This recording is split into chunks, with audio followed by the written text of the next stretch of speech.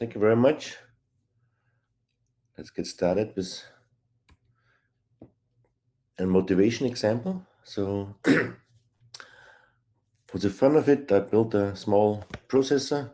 I call it Lipsi, probably the smallest processor in the world. The simple instruction set shall be around 200 logic cells and an FPGA, and there's one memory block, and hardware is described in Chisel. And yes, it's open source available and can be a utility processor for small things, a teaching processor. And the original design took place on an island called Lipsi in Greece.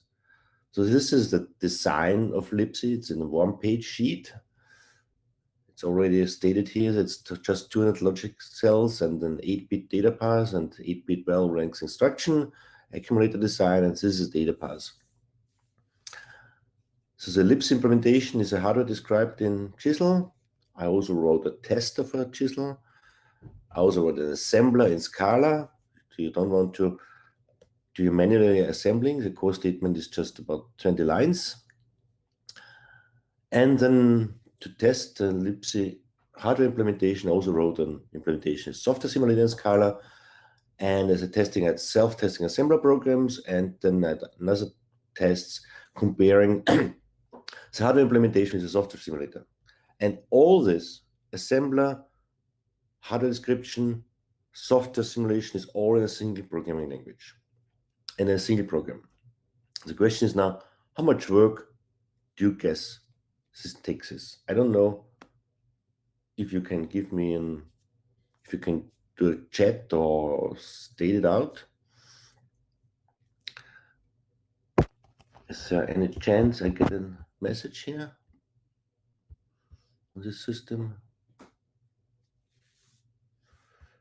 Okay, then just go ahead and tell you the solution. All this was coded in 14 hours. That's not because I'm such a great hardware coder, but it's just because Chisel is so productive. The hardware was described in Chisel, the assembler in Scala, some assembly programs, blinking LED, simulation Scala, and 2 testers. It's all in 14 hours. And let's see if I can show you a little bit of this one. You're seeing I hope you're seeing my screen of IntelliJ here.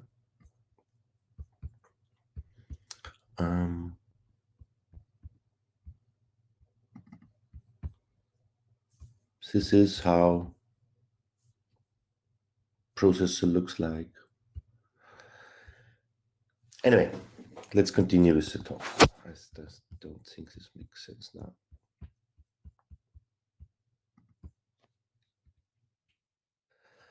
Some more success stories. Some time ago, beginning of the year, it's not weeks ago, in Chisel Community Conference in Silicon Valley. There were 90 participants. There were more than 30 different hardware companies present. And there are several companies really looking into Chisel. For example, IBM did an open source PowerPC. Sci-Fi, if you probably know from the RISC-V community, they are highly productive company using Chisel and using the open source rocket chip. Esperanto uses Boom processor in Chisel. Google presented some machine learning processor, so CCC one before. Intel looking into Chisel. So it's open source. If there's a bug, you can fix it. You can contribute to the Chisel ecosystem. You can interact with the developers. So what is Chisel? It's a hardware, they call it a hardware construction language. So it's the acronym is for constructing hardware in a Scala embedded language. And if it compiles, it ends up synthesizable hardware. So say goodbye to your unintended ledgers from Verilog or VHDL. What Chisel is not, it's not a high-level synthesis language. It's still register transfer level description of your design. You have a single source with 2 targets. You can have a cyclic arcade simulation for testing or Verilog for synthesis. And the power of Chisel is actually that it's embedded in Scala. So you get all your Scala, Java environment available for hardware construction. But to start with, you don't need any Scala knowledge. Originally, it's developed at UC Berkeley. UC Berkeley is still very heavy involved, but it's now spread out to other companies like Sci-Fi, IBM. Just give an overview of where Chisel lives in the C language family, so to say. So C, Verilog system Verilog, it has roots in C. Then of course C++ is a descent from C, where we have also system C for hardware simulation. Then Java is descent from C, then you have Scala and Chisel, and you have also C# as something from C, which I'm not aware of any hardware description related to C#. The other word, VHDL, comes from the Algol Ada family, and there's another language for hardware descriptions, MyHDL, that comes of course from Python. Some notes on Scala. Scala is object-oriented, like Java, but it's also a functional programming language, and it is strongly typed with a very good type inference. So it feels a little bit like a scripting language, but it is strongly typed, which I think is a good thing. And if you know Java, I think it's an easy move towards Scala. You can think about it as a Java++. Scala is compiled to the Java virtual machine. So that means all your Java libraries, open source, closed source, whatever, is available for you at hardware construction time and also at testing time. So it might be a little bit confusing when we talk about Chisel and with Scala. What is the difference between Chisel and Scala? So Chisel hardware description is basically a Scala program. So Chisel is a Scala library. So this is very intervened. So when you execute your Chisel code, your Scala code written in Chisel, then it generates hardware. So what we call Chisel is an embedded domain-specific language in Scala. It's embedded in Scala, and the domain is hardware description. So Chisel is actually a very small language. I mean, compared to System Verilog, System Verilog contains 250 keywords. Chisel is a super small language on purpose. You don't need to remember a lot of the constructs. Let's see if we can work on the cheat sheet. I hope you're seeing this one. This is the cheat sheet of Chisel. It's 2 pages, but basically half of a second page is library function. So the Chisel language is 1.5 page cheat sheet.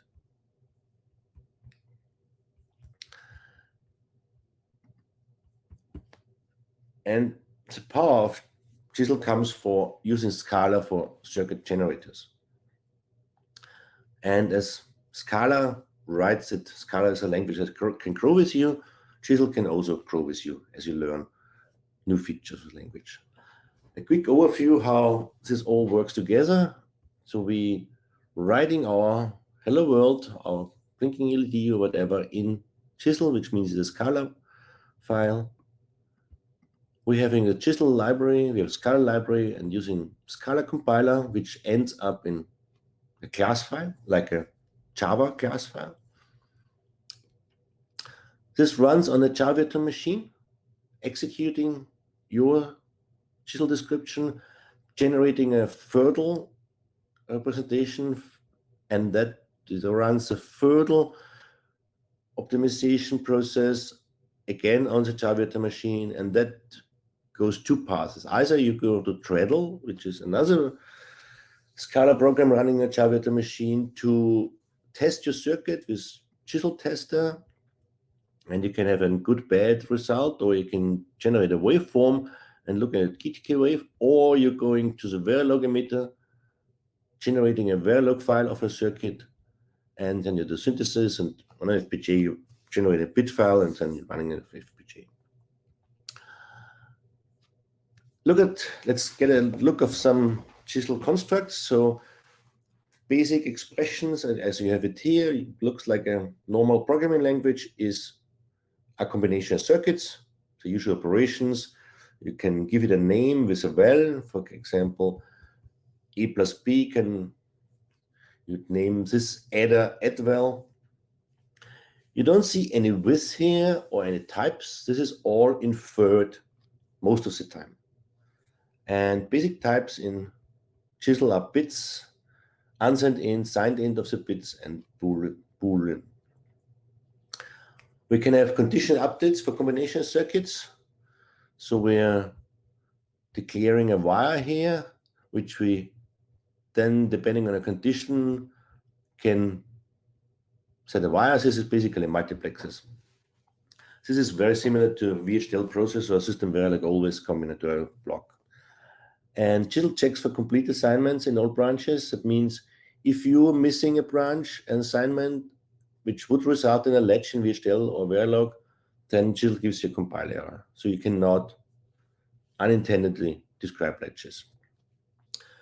A register is a base component in Chisel. You don't need to have this inferred by rising edge or whatever. You just say, for example, if you want to have a register which is initialized with a 0, meaning it's reset to 0, just declare it here. And then to assign a new value on the rising edge of clock, you just describe it this way. You do not need to specify a clock or reset signal. This is implicit. So every register has a clock, and if you do a register in it, you also have a reset. You can also define a register with an input signal just connected next to it. We can use functions to abstract hardware. Function abstraction. So this first example is here an add subtract circuit, which takes input, a Boolean and two integer, answer an integer. These are input signals, not input variables. And then we return a multiplexer, which depending on a Boolean signal, either selects the addition or the subtraction. So this function returns a circuit. And in the next line, you see how to create this one. By calling add sub, a Chisel function you described, you're generating a circuit which is connected to this conditional signal in A and B. You can even describe registers within a function to generate a circuit. So this circuit is actually doing rising edge detection. You're looking at current value of D and the one clock cycle before. This is a register. And if it has been one clock cycle before as false and now it's true, this is negation, then you're detecting a rising edge. So this function actually return hardware. Then we have a construct of bundles. It's like structure records to collect different fields together. And yeah, this is to structure your data. Another form to structure data like an array is called vectors in Chisel. It's an indexable thing of elements. So this first line creates actually a vector of 3 elements of type signed integer with a width of 10 bits. And then you can assign values to a vector, or you can read out vectors. So vectors by themselves is basically a multiplexer of these input values. And then you can mix and match your vectors and bundles to build your data structures. When we need to have I/O ports, connections for components for modules, this is basically bundles with directions. So we wrap our data type with a direction. So this one is a data input, ready output, and a valid input. This is a classic ready valid interface. And we can also assign directions at instantiation of bundles. So decode execute is a bundle itself, and we can create one as a nested bundle and then assign the direction.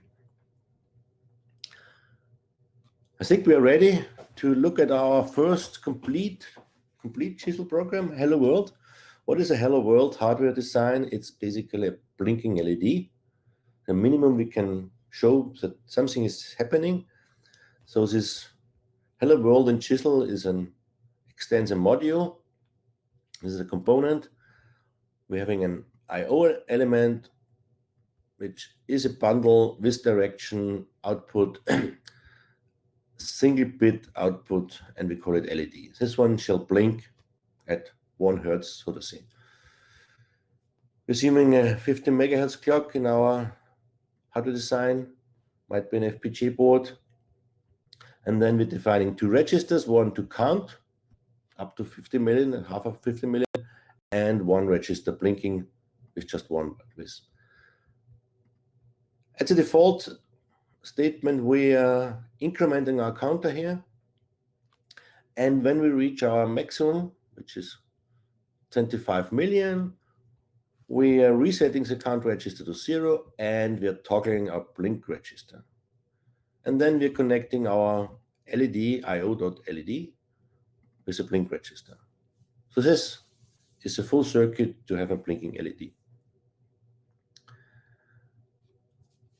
We've seen the connection before. So simple connection is with a colon equal assignment.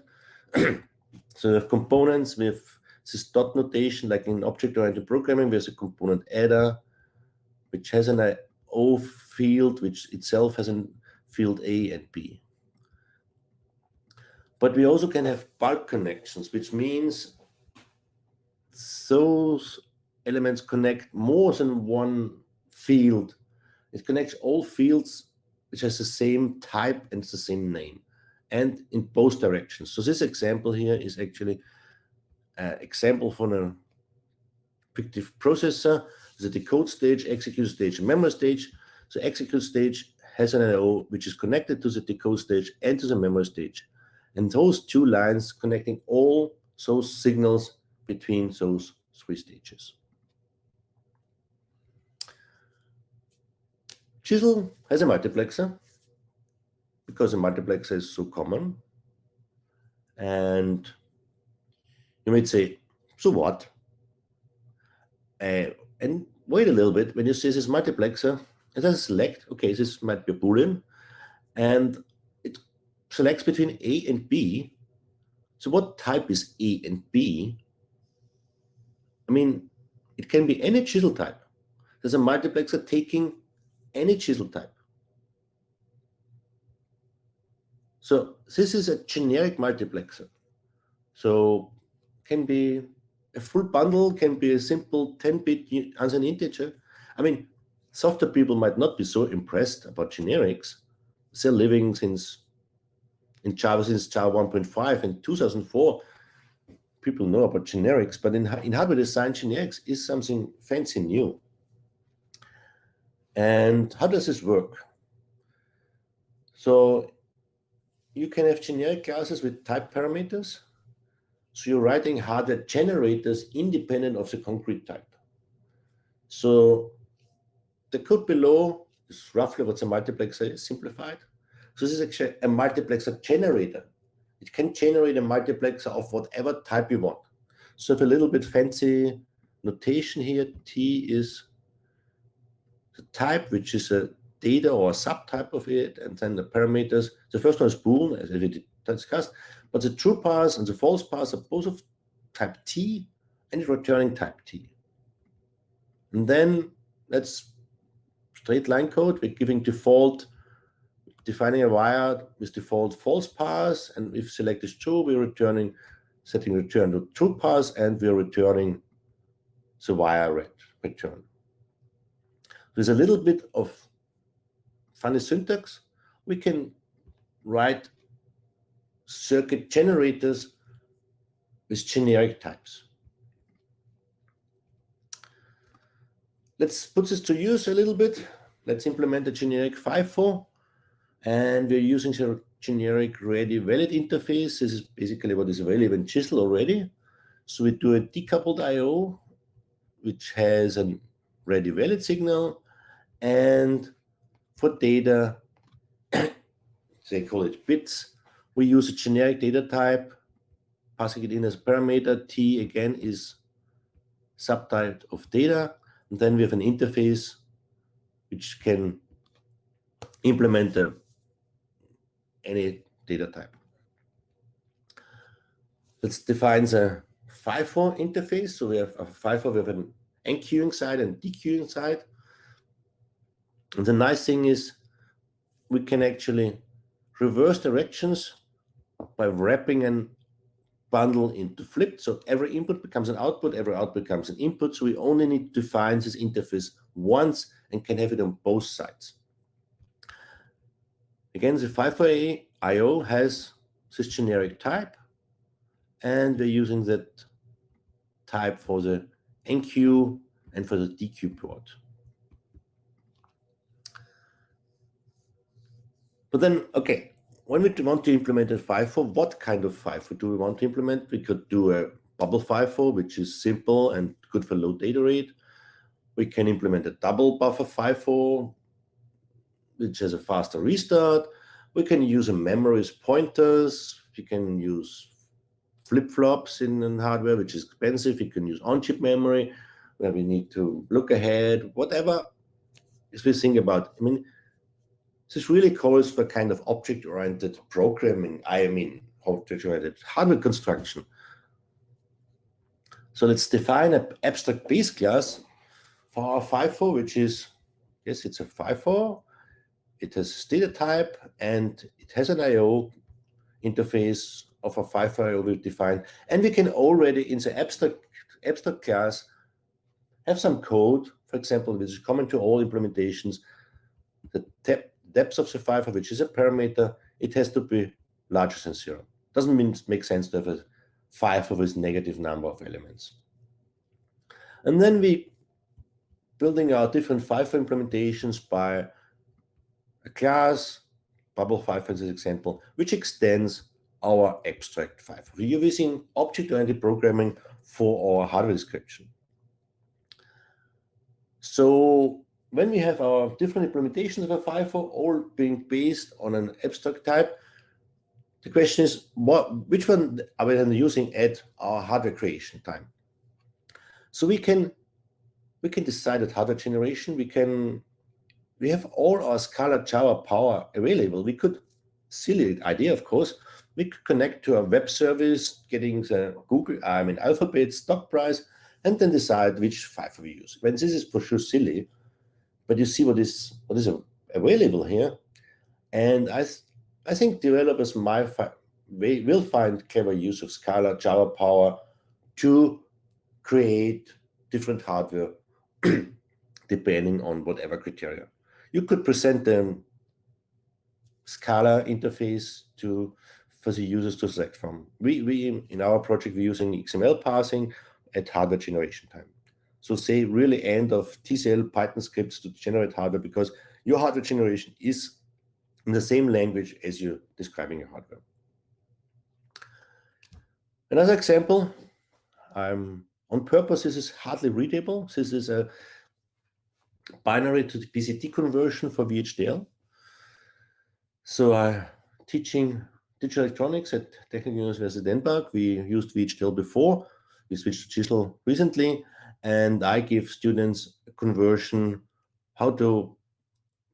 they have to do a vending machine displaying money on a LED, 7-segment LED segment, and it's nicer to have decimal display, so I give them the conversion table from binary to binary coded decimal. And for VHDL, I gave them a Java program to actually spill out VHDL code for this table. This is very noisy, and actually the real key is this 2 lines of code doing the translation and writing out the table.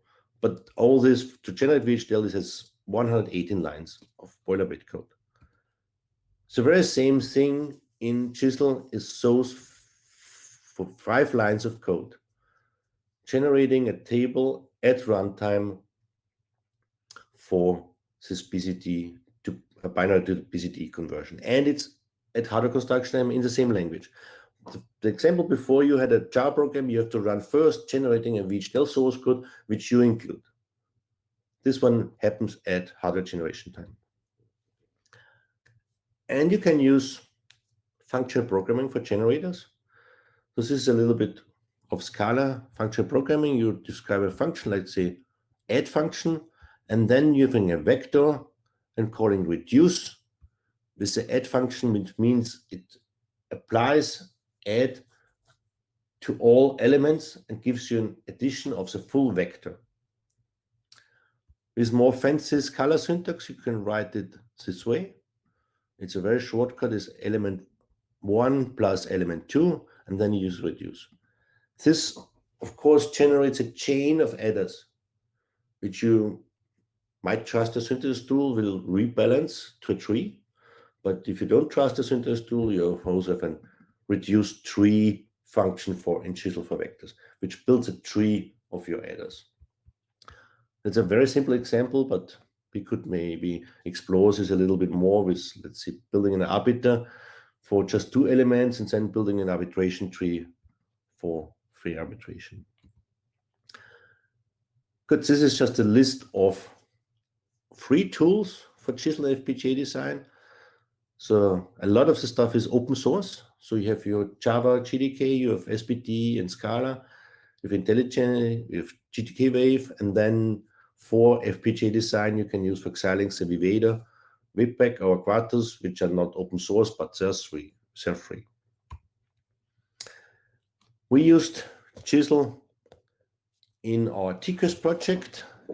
So I started out with a Patmos processor, which was actually originally written in VHDL by a PhD student of mine. And when I learned Chisel on a research visit in California, I just took that one as an example to learn Chisel, and I rewrote the stuff and ended up with the same functionality in Chisel, about 1,000 lines of code compared to 3,000 lines of VHDL. Since then, we have built many circuits related in this T-CREST project, memory controller, arbiters, I/O devices, whatever, with several PhD and master students, bachelor projects working on Chisel projects. I'm using Chisel in teaching. I used it I'm offering in advanced computer architecture. From spring 2016, 2018, all projects have been in Chisel. 2019, students insisted on doing VHDL, but then 2020, again, everyone was in Chisel. And students pick it up reasonably fast, especially for software engineering students are not so firm in hardware design. It's way easier to pick up than VHDL. And I actually switched to Digital Electronics 2, which is a second semester course for electrical engineering students, to Chisel this spring semester. And in Digital Electronics 2, we do basic RTL design, no fancy stuff. We're using Chisel testers for debugging, and it's a very FPGA-centric course. And people writing hardware and immediately configure an FPGA. So it's not much simulation, it's more on FPGA.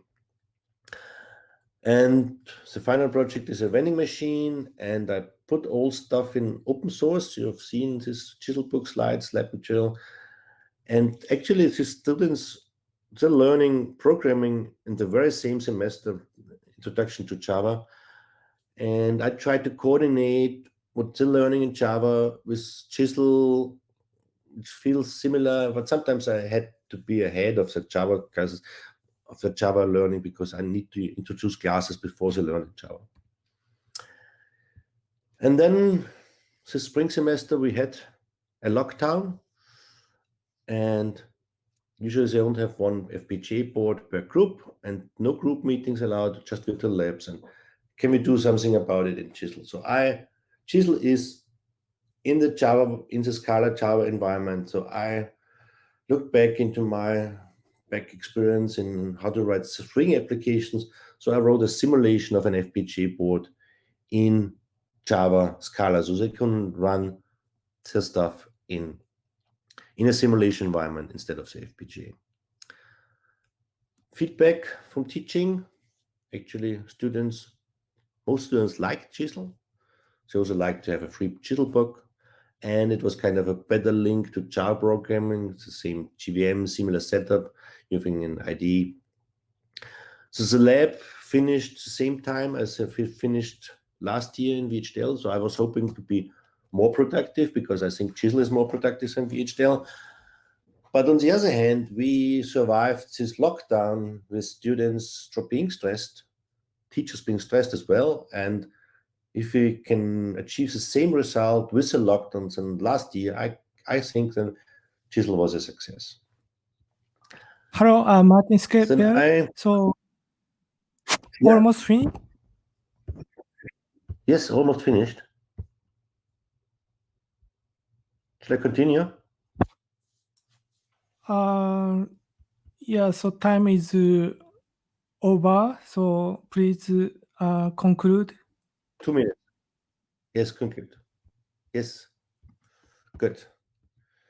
You've seen this Chisel book already. Is open access, is available to print for Amazon. What happens with an open source book?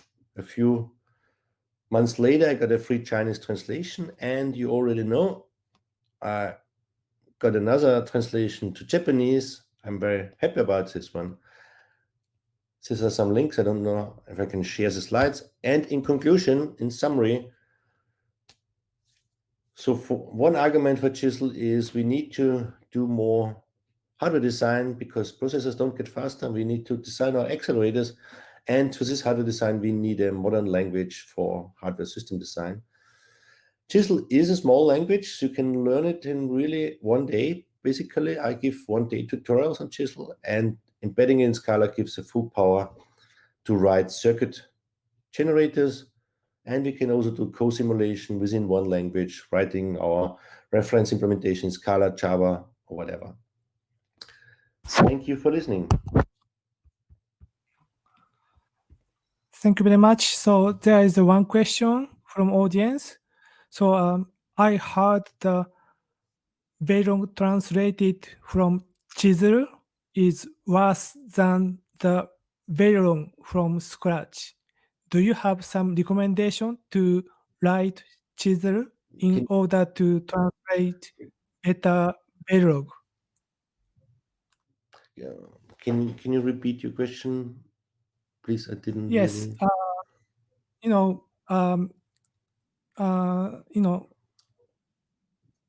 I heard the Verilog translated from Chisel is worse than the Verilog from scratch.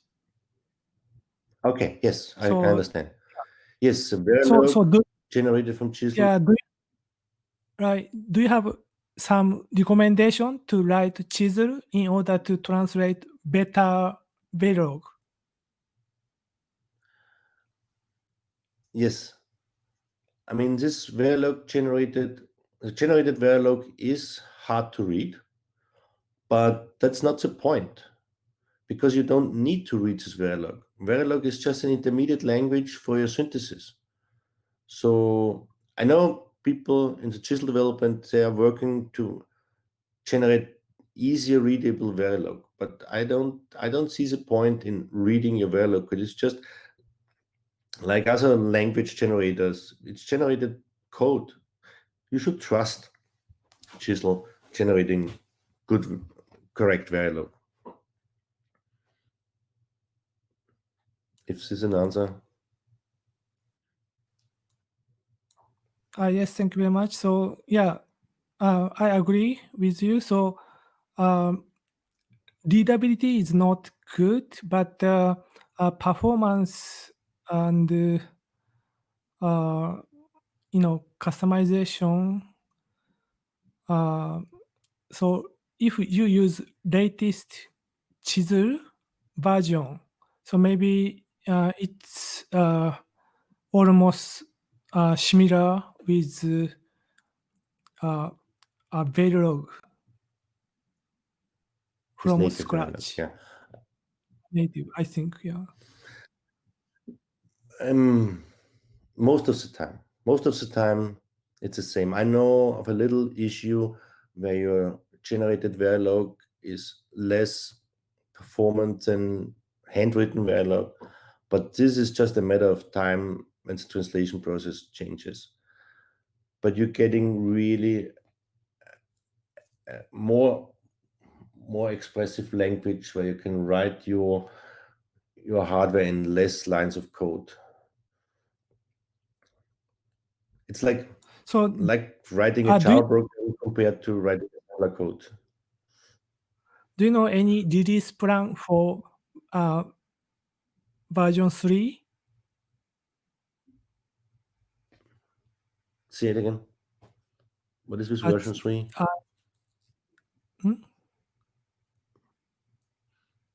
What did you say with version 3? I didn't understand you.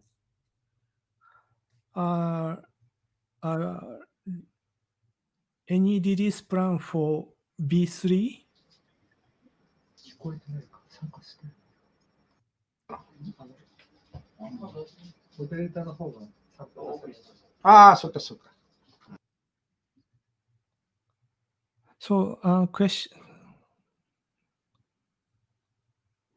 Yeah, so version 3 of Chisel Book. Of the Chisel Book, yes. I'm planning to do an update for the next semester.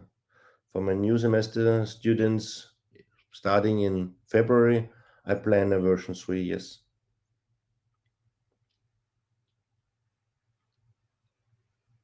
Third edition.